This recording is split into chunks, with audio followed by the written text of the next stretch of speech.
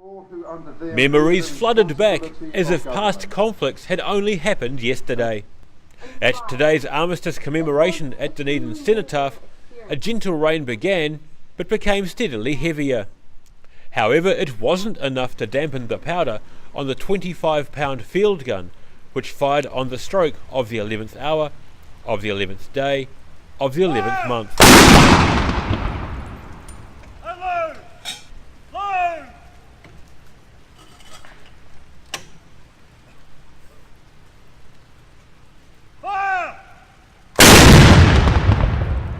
While this was an all too common sight and sound for ground troops, World War II veteran flying officer Francis Neville Selwood remembers the war in the skies.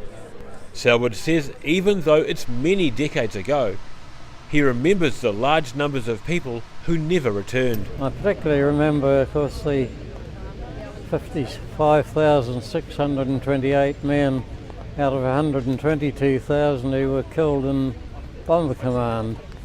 But then I think of all the men in the Navy and the Army and the other branches of the Air Force. It's just terrible to remember, really. He says younger generations can learn a lot from the mistakes of the past. And while he believes World War II was a necessary war, he's not convinced the Great War was.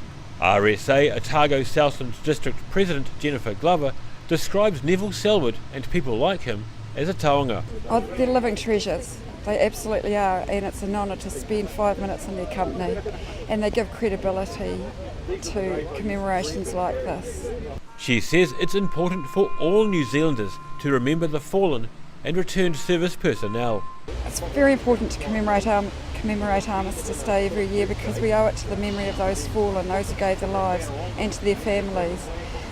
Our older people, our veterans, their families, they rely on this.